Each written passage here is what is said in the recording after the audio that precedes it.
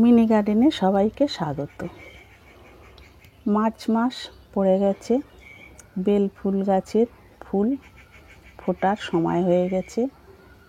গ্রীষ্ম এবং বর্ষাকাল জুড়ে যে ফুলগুলো ফুটতে থাকে তার মধ্যে এই বেল ফুল অন্যতম।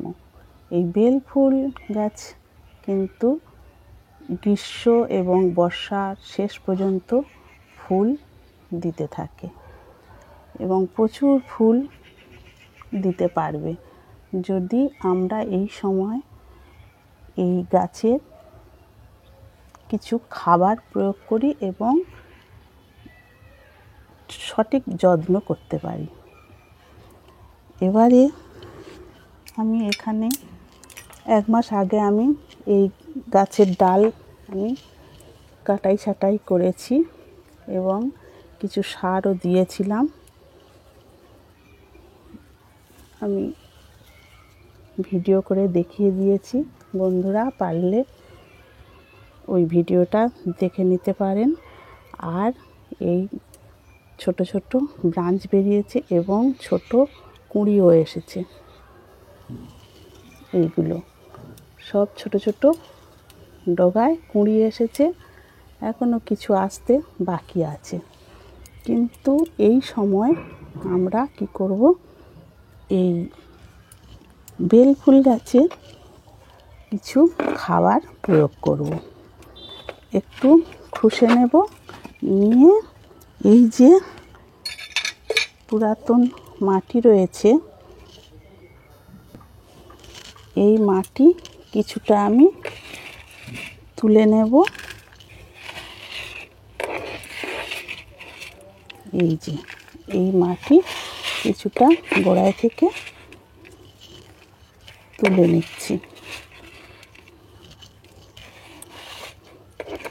যেহেতু গাছের গোড়া নরম, বেশি খুঁজতে লাগবে না,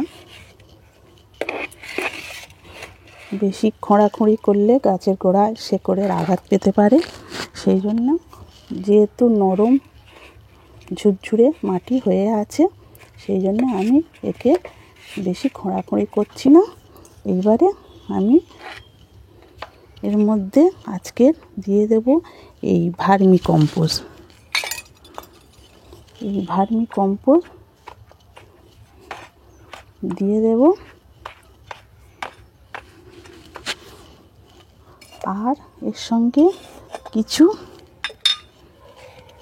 বাগানের মাটি, এগুলো জৈব সার কিচেন কম্পোস্ট করে রাখা হয়েছিল,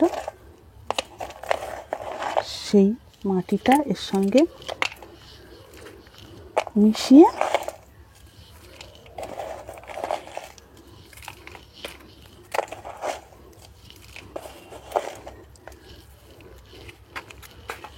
ভার্মি কম্পোস্ট আর এই মাটি সমান সমান করে নিলাম, নিয়ে এটাকে মিশ্রণ করে একসঙ্গে গাছের গোড়ায় দিয়ে দেব। এই যে ভার্মি কম্পোস্টটা দিলাম, এই সারটা দেওয়ার ফলে গাছে কিন্তু প্রচুর পরিমাণে ফুল আসতে থাকবে, আর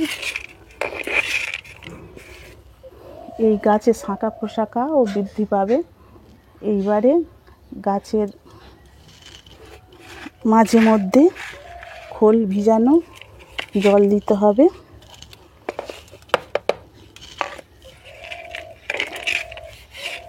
15 দিন অন্তর খোল ভিজানো জল দিলেই যথেষ্ট। এইভাবে কিন্তু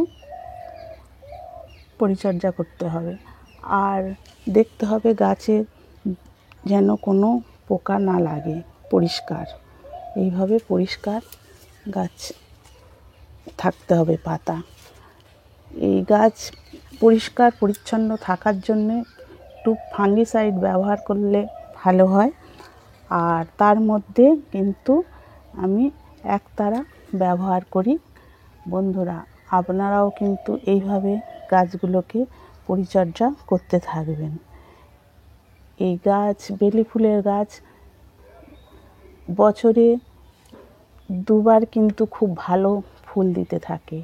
এই গ্রীষ্ম এবং বর্ষা জুড়ে খুব ভালো ফুল দিতে থাকবে। এই ছিল আমার আজকের ভিডিও। ভালো লেগে থাকলে লাইক, শেয়ার এবং কমেন্ট করবেন। ধন্যবাদ।